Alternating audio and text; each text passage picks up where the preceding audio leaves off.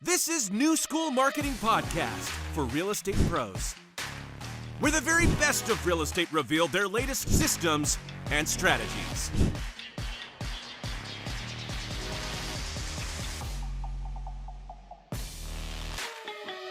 With your host, Marlon Aquino.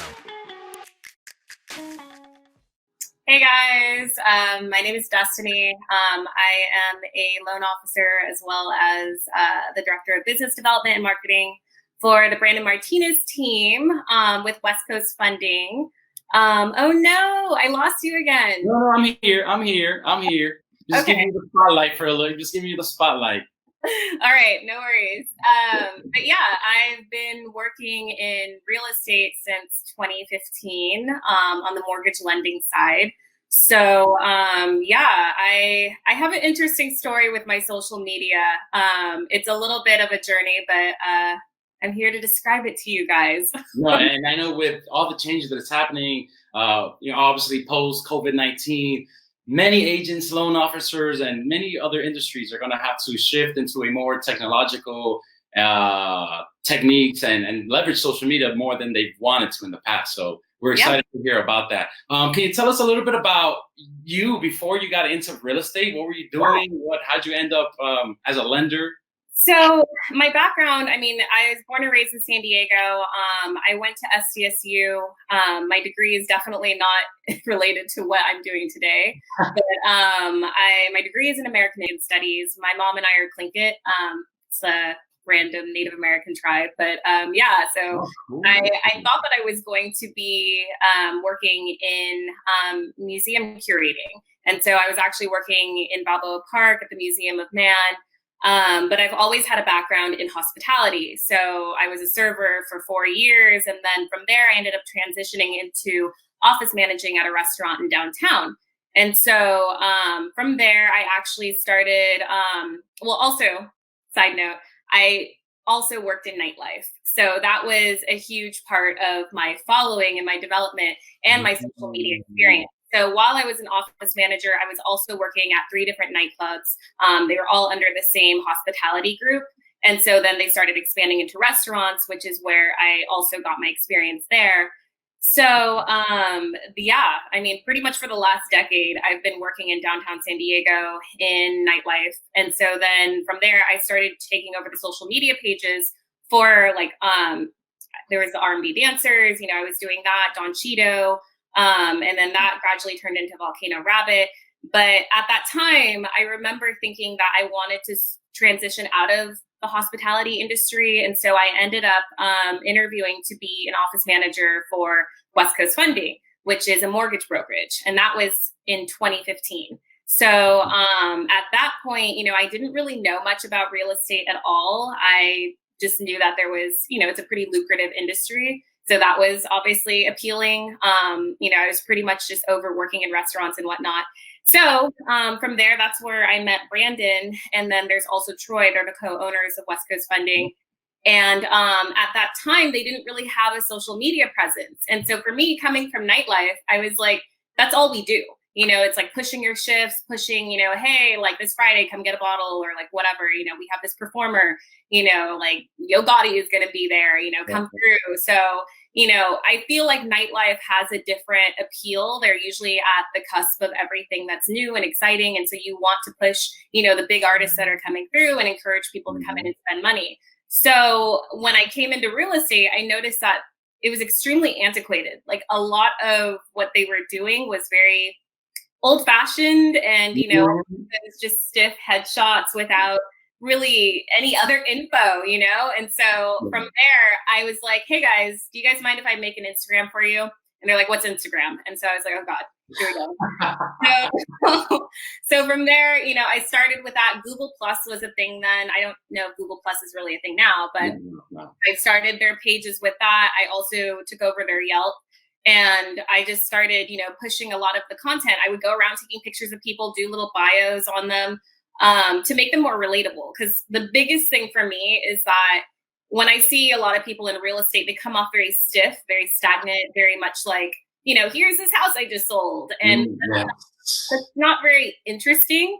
most people, like, I mean, in my age group at least, when we look up a business and we're interested in working with someone, we want to see who they are. You want to see if they're relatable. You want to see if they actually vibe with you or whatever. And so you creep on them on Instagram or on Facebook or something like that. So yeah.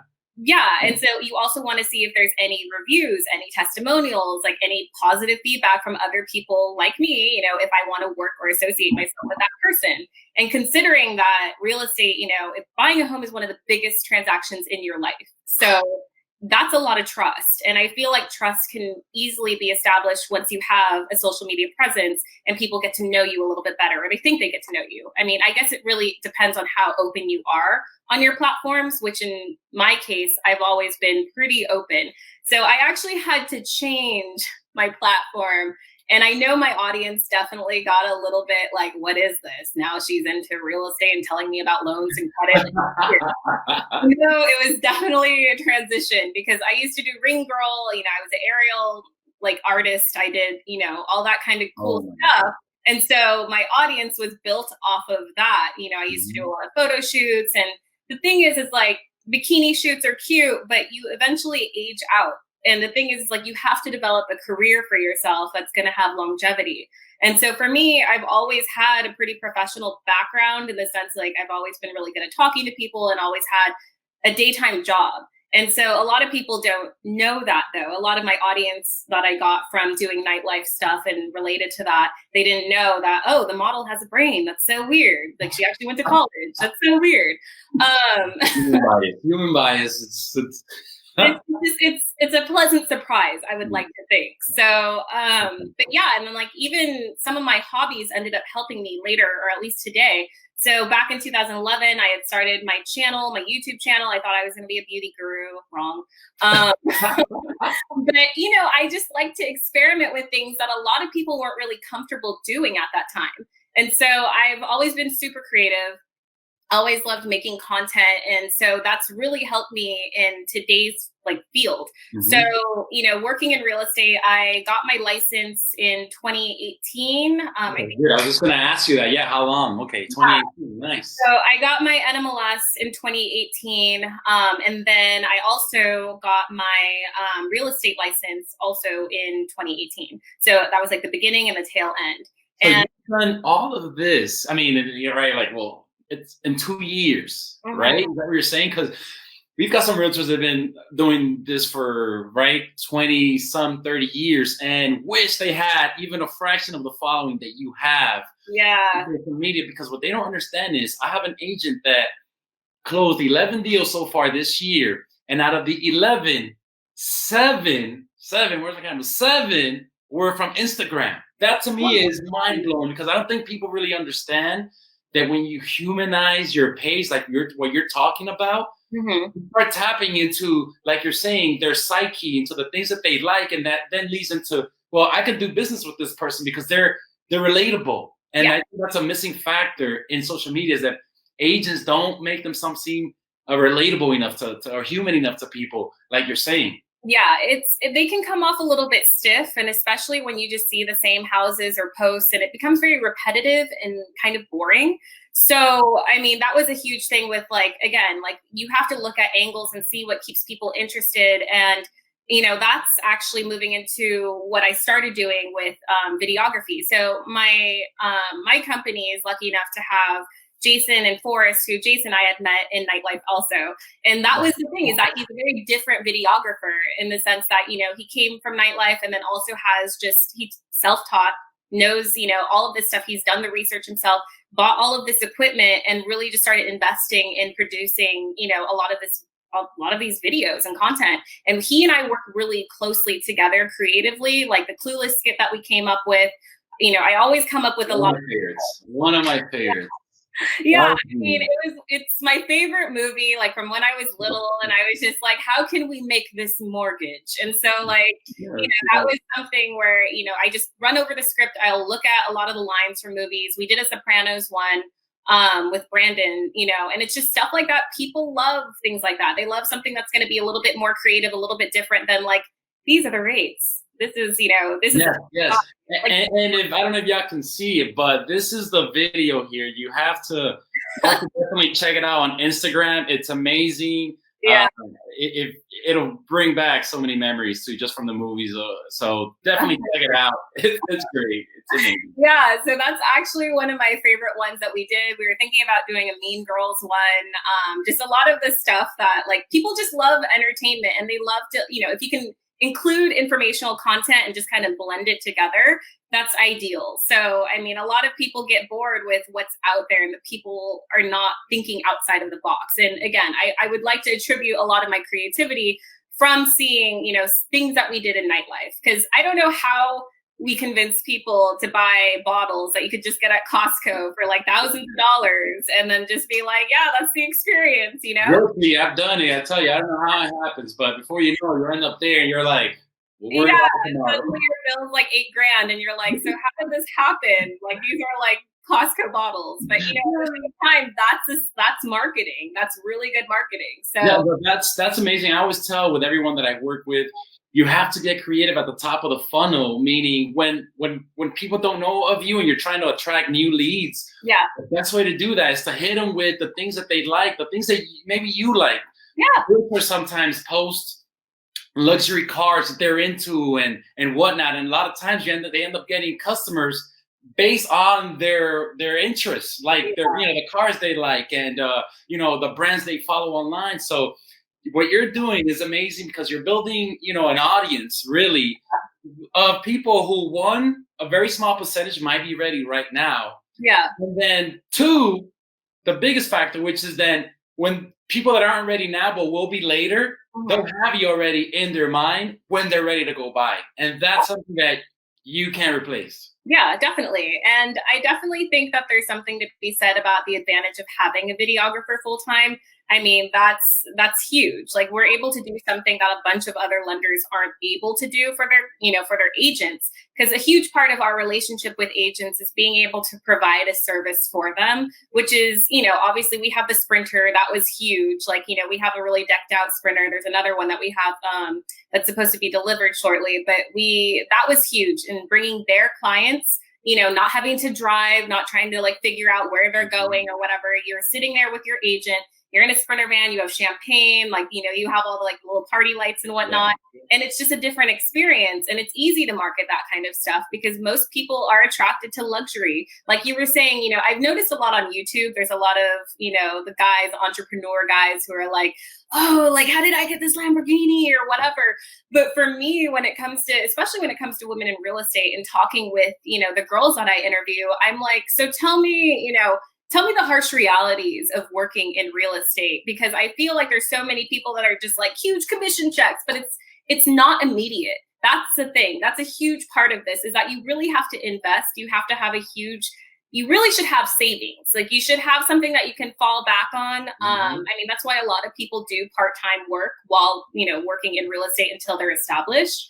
But I mean, a huge part of that is, it takes money to make money, but it also is important to kind of like realize like, okay, getting good in real estate when there's a huge surplus of agents that are in, San Diego. I know Los Angeles is huge too. Like you need to kind of take the time to, get mentorship, know that you're going to probably, lose money for a while, but eventually it comes back. So, but yeah, I mean, it's definitely a process. I definitely feel like social media is huge in being able to obtain, leads. I do ads. Obviously, I do them for myself and for Brandon. And I'm going to get into that. How? Because I know that organically you have no issues, and I think that's where most people have issues, right? Because it's easy to put in $1 and try to get some eyes on your ad, but to actually get that organic is extremely difficult, and you're doing that very well. Thank you. What about paid ads? What strategies? I mean, what's your focus when it comes to paid ads? So, okay, to be completely honest with you, right now, a lot of my audience is just lackluster when it comes to certain real estate posts. So I'll be completely honest in saying like my audience was very, very much interested, like the picture I posted yesterday. I have to kind of like mix them in. So I'll have a picture of myself looking cute, like whatever. And a lot of times I'll get so many likes on that. And I'm like, you guys, it's just like TNA, like tits and ass. Okay. Like pretty much it's like a hot girl photo. But the thing is like you have to kind of mix it in with the real estate like material. And I always advise like my girlfriend Yessie I hired on, and I was like, you just kind of have to start mixing in your, influencer content with your, real estate stuff because that's your career. And so the more people can identify you, that, oh, hey, there's that girl. I think she's an influencer, but she also does real estate. Like that to help you. And so, I mean, for me personally, like I run ads, especially when we have a new video that's like, I know it's going to be hot, like the Clueless one, the Sopranos one. We've done a couple of other skits and things like that. We did a Brady Bunch one. That was geared more. Yes, I love that one. Yeah, I love that was geared more towards the older generations who actually remember that. And that stopped my scroll. I'll be honest with you. Why I remembered it is because I go, wait, what is this? Yeah. I was like, is this like a generated, user generated content taken from online? And then I go, wait, I know I follow some of these people, and it was genius. I loved it. Yeah, for sure. And like it's cool because Jason, he came up with a lot of the lyrics for that one. So it's like, again, he and I work really well together when it comes to creative content. And so there's that. We have a lot of other ideas. We were actually approached by a news station down here. They want to partner with us and have us come into the studio and start kind of going onto that scale, which I think is really important because, I mean, we have social media covered to a really good extent. And now moving it to that next level of actually being, in front of people who may not actually be as social media savvy, I think that's the next level for us. So stay tuned for that. But I mean, as far as ads go, I do Facebook ads, which for me is a lot easier to actually target the audiences that we want. Instagram, I feel like, is a little bit more limited. And I noticed, speaking of, I think you worked with Anjanette before. Yes, she's been on before. Yes, she is. She's amazing. She's also another person that's, taking video to the next level, and it shows. Yeah, so we've done a couple loans with her, and we've also done a few videos with her too. She was one of my, I want to say one of the first women in real estate that I did. And she's just so easy to talk to. She's great on camera. And I know she told me, she's like, the majority of my leads are from social media, which a lot of, there's certain agents that literally just cold call all the time, or they're like buying Zillow leads or whatever. And then I see how she's functioning and I'm just like, that's the future. Like, that's literally the future. And you have control over your leads, control over, who's viewing what. Yeah. You can't get that with Zillow, Trulia, any of those. So you're on it when you're. Yeah. And like, I mean, I know everyone has their own little niche. Like, I know that there's certain people that are just not that comfortable getting on camera. I understand that. But at the same time, breaking that barrier and actually talking to people and making it seem like, I know it's awkward, but I'm going to put the camera up and I'm just going to start, talking about my listing. I think that's so critical because, again, it humanizes you. It makes you a person. It makes you relatable. If you mess up, if you start stumbling over words, oh my God, you're human. You're not just that robot in like that picture. Like I said, Everyone always has that photo. I critique that photo all the time. And I know some agents, when I tell it, I say, listen, you've done it. Everyone's done it. Yeah. But it's one of those things where you realize that, okay, that seems to be the norm. You should always, as an agent or as a human being, for me, is always try to go against what seems to be the thing. How are you going to differentiate yourself? I mean, it's so critical. And also that's a huge part, not to always go back to this, but in nightlife, that's how you differentiate clubs. Like if this is a hip hop venue, how are you going to angle it? How are you going to attract the audience? If you're doing EDM, like how are you going to angle it? What are you going to be promoting? What kind of content are you putting out there? It's the same thing in pretty much any industry. You just have to kind of pivot and adjust and like target those audiences that, and like, even then it's like, Brandon's whole thing is like, we want to be different from everyone else in real estate, in the mortgage lending industry, especially. Typically, when you think of a lender, you think of, Bank of America, and it's very, 8 to 5, and you can only contact them within that period of time. A huge part of our thing is like branding yourself as 24/7, having that open availability for people, knowing that you can hit him up on 11 o'clock on a Saturday and he'll answer. Like that's a huge part that I've been pushing. I interviewed my sister last week because I was visiting. I was back home visiting, and she had just purchased her second home. Okay. And she was talking to me about her experience and selling her home, and then buying her second home. And she didn't want to go into it because the first realtor was actually referred to by a family friend. Okay. But let's just say that it wasn't a good experience, and she ended up having to work with another realtor who, to her, was a whole 160 difference. You know, I mean, she goes, wow, this lady was, you know, available 24/7. She wanted to make sure that I was up to date with every bit of information. There was nothing that she didn't want to, you know, she was always available. Yeah. And those little things go such a long way. Yeah. Like you're saying, when there's, you know, an oversaturated number of agents that they can work with, Yeah. those little things go a long way. Yeah, I mean, customer service is always huge. And then even then, for first-time home buyers, I know that there's a lot of concerns that they have and a lot of questions, because it is a scary and it's a huge process. I mean, even my boss literally is just like, buying a home is it can be so stressful. There's things that pop up that you can't even imagine. And every loan is different.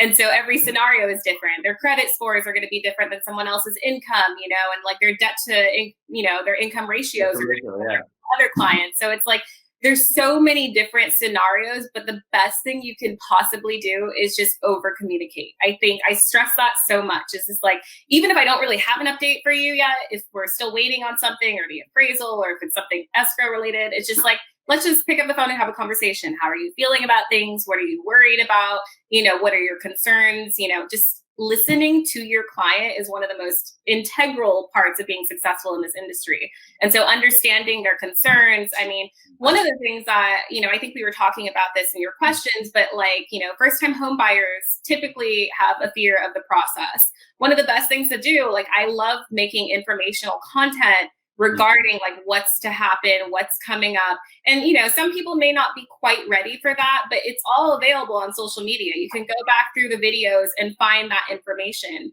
So and just like YouTube, you start with one piece of content, and before you know, you're an hour in deep watching, you know, you're going from the Clueless video to the Brady Bunch one, every informational. So it works. And that's why, you know, another thing that I want to congratulate you on also is consistency.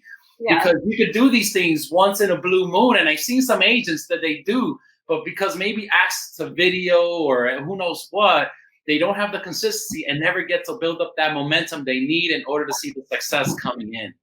Well, that was a huge strategy of ours, was just remaining consistent, because, you know, one of the clubs that was down here, Flux, one of the things that they did before they even opened was marketing 6 months prior to even opening. And it generated such a hype, and all the other venues were talking about it, like, hey, like this club is going to be opening. And this is a long time ago. I mean, I'm kind of dating myself, but I mean, this is like 2009, but still, like, the strategy worked. And so for Brandon, you know, we started building, and it's interesting because I go to a lot of, well, typically before COVID, I would go to a lot of real estate events, and I would, you know, be out in the field. That's a huge part of my job, is, you know, being in person, you know, meeting and greeting, and just being like, hey, I'm here. If you want a second opinion, you know, I can do that for you. But, you know, it's having those in-person experiences that, like, obviously we don't necessarily get now, that you can kind of, you know, use with Zoom and things like this. I've never used this platform, by the way, StreamYard. Super cool. It's a link between Facebook and software to just give you some additional options. So okay. Yeah, no, it's cool. I mean, the more that I can learn, I always pick up on these little things. I'm like, okay, side note, that this is an option that I can use in the future. Good to know. But yeah, I mean, those kind of strategies usually take time to hit. And I feel like there are a lot of, you know, I get it. Like, videographers can be very expensive. It's an investment. And, you know, the time that you spend with them, you get more comfortable. You know, if you're just hiring someone once every couple of months, you don't really build up that rapport necessarily. And I'm lucky because, again, it's like Jason and I have known each other for so long. And, you know, we've established that really good working connection. Like, I can just be like, Jason, soprano song. And he's like, I got it. And mentally, like, he's just able to, like, manifest my idea into just this beautiful vision. So and it shows. And I think that, you know, for those people that, I mean, you could always use your camera, but even Tom Ferry says you should be allocating 10%, you know, of every of your income that comes in, 10% into either marketing. So if you're not into actual paid ads, I always recommend put it into video, put that money into video and creating content that becomes a business asset. Yeah. You know, you create this once, but that's going to generate business for you for the next couple of years. I mean, even your Clueless video, you could put that anytime to run an ad to get new people, attract new clients, new customers, and it's gonna keep working. So you pay for it once, yes, but it's evergreen. You could use it multiple times over and over again.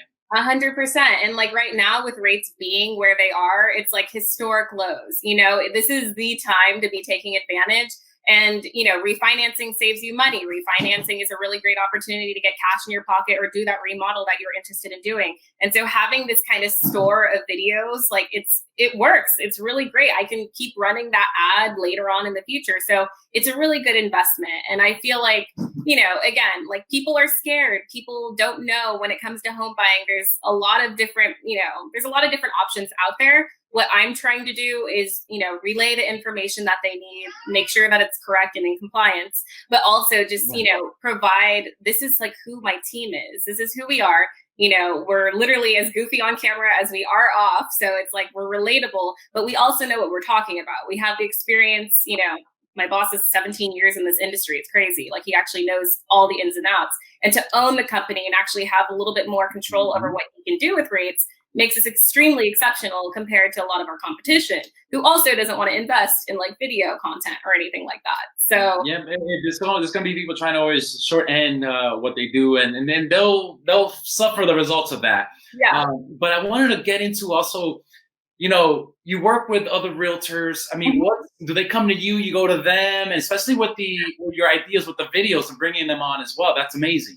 Yeah. So, I mean, interestingly enough, obviously when COVID came, it kind of changed how everything operated, right? So normally I would go out and be interviewing girls, throughout the week. But that changed. And so, I mean, now I just did my first, kind of welcome back women in real estate. And I've been reaching out to several different girls. And I usually try to approach girls who I'm either, a friend of a friend, or it's someone that, I've been keeping my eye on. I'm like, I really like their style. I like the things that they're doing. They have a platform and they're using it in a really great or creative way.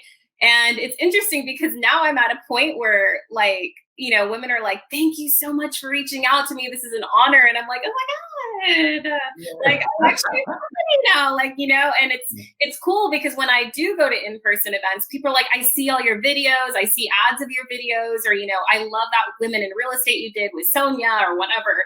And it's cool because it's like now I've become like a figurehead within the industry and people like know my content. And it's like, sometimes I won't even watch my video. I'll literally just upload it, put all the hashtags and be like, whatever, I'm done with this. I don't even want to see myself. Like, and like, I know a lot of people will be very hypercritical. Some of my girls will be like, oh my God, like I hate that part when I like stumbled over the words. And I'm like, girl, it's literally just chatting and making people like understand that you're human. Like it's okay to be human. That works in your favor, yes. Yeah, because again, like most, especially millennials and Gen Zs, like, the younger generations want to make sure that you're not just that uptight person. Like they want to see that you have a sense of humor or that you can laugh things off. Like I think that's incredibly important. And they're going to be the home buyers of the future. So you might as well kind of cater to that. There's a couple of, I love when I see old school people pick up the video. That makes me so happy because again, they're trying something new. They're kind of, breaking out of their comfort zone. And I think it's critical because especially you can't go door knocking right now. Like COVID is still very real. So it's like, if they try just putting up a video and they're like, hey, I'm in front of my listing. Like, I think that's the cutest and best thing you could possibly be doing right now. No, and so many people now who are either, in small houses or in confined areas are like, hey, I need to move out. I need to, get into something bigger, not ready to go out into the world and do it physically, but are willing and, open to listening to what other people's got to say if they've got the right message, like you're saying. And one other thing we want to get on, I want to actually ask you before we close, which is, what about your follow-up game? Because obviously you're attracting tons of leads and attention on your social media through YouTube, Instagram. We won't even get into TikTok, but what you have a strategy in place for that as far as emails, texts, anything like that you think can help other people right now? So, I mean, we have a CRM that we use. It's called Whiteboard. I personally don't. If I have leads, I'll pass them over to our guy, Javier. He's the one that handles all of that. But for the most part, especially with the women that I make connections with, we'll film something and like typically on social media, like I'm very active with like liking their things or just like commenting. And like once I've already established that first connection, normally it's just like a friendship. I treat all of my, clients or whatever, like we're in, they're friends of mine. And typically I find something in common with them that I'm able to vibe with. So it's like, I think it's really important, instead of always viewing people as, numbers, money, or things like that, you need to be able to relate to them and actually listen to them and care about them. I know that's kind of like, I don't know if that's unorthodox or what, but that's personally my approach, because it's like, I typically admire the women that I'm interviewing. There's things about their, their abilities and their ability to withstand, adversity within this industry. That's impressive. There's so many people that can get their license and then they just give up after a year, And so it's like, to see women who are successful, that says something. That's a huge part. So I don't mind continuing to, follow up with them or have that friendship. I don't necessarily drop emails. That's not necessarily my part, maybe more so with clients that are interested, like people who want to purchase a home. But as far as the agents go, yeah, I mean, I view those as my friends. Like I literally, yesterday I hung out with 3 different agents that I'm friends with, like throughout the day. And I don't view them as anything other than my friends, because it's like, dude, like we're both in the same field. Like it's actually kind of cool. We can talk about any stress or any drama that's going on. Vent with each other, exactly, on industry stuff. Exactly. So that's a huge benefit, honestly. Like I love my job. I'm literally able to just socialize and mingle all day and like, have a really great time doing videos with them, coming up with creative content. Like this is like my dream job. And the cool thing is like eventually if I decide to leave real estate, I know that I can do this for other people in different industries. So I think some of the core beliefs that I have are like, make yourself relatable, be open, be honest, and give people or share with people the information that you have in your field, and you should have success. Because again, it's just be genuine to who you are. That's, I think, my closing statement. No, I love that. Genuine authenticity. Those really are the driving force behind, I think, trust, brand, and getting people to really stick around for a little longer. So no, this was totally amazing. I actually went on my Instagram live for a bit because I was just like, I hope some people are tuning in to hear this. Thank you so much. This was amazing. Honestly, I wanted to bring you on because just like you were saying earlier, I've been following you for a little while, seeing all the amazing things you were doing, and not just a pretty face, like you said, right? Because we can look on. Actually, I had a client recently say, I hate all these realtor, these women in real estate that all they do is put up a picture and they look hot and think that that's it, and I'm assuming that's coming from a place of like, well, not all of us can do that, what I mean? And that's perfectly fine. But like you said, you have to find ways to weave these things in. Yeah. And I always tell them 3 things that you got to focus on. We should be, entertaining, information, and motivating. Yeah, you got to inform them, the stuff that they need to know, which is not the stuff they're going to be attracted to. You do that with the entertainment stuff that you're doing, but then you need to motivate them to take action. Yes. Right. So I say your content should be revolve around those 3 things, and there's no reason why you shouldn't succeed if you do it consistently. And you're just everything. You're all of that. So I hope that hopefully people can take a lot of stuff from what you said today. Thank you. Yeah. And with that said, where can our followers go, follow you and learn more about you? So you can find me on Instagram at Destiny Roxas. I have a YouTube channel, which is Destiny Roxas SD. And then you can find me on Facebook as well. I have a business page, which is Destiny Roxas SD, as well as my personal. So if you are in real estate, I'm always happy to be friends with you. So yeah. You heard it, guys. Well, thank you so much, Destiny. We will hope to have her back again. And of course, guys, these are all real estate and social media related topics. So I hope that it helped you in some way. And make sure to tune in for next week and future lives. Thank you again, guys. Have a good one. And until the next one, you guys go out there and crush it.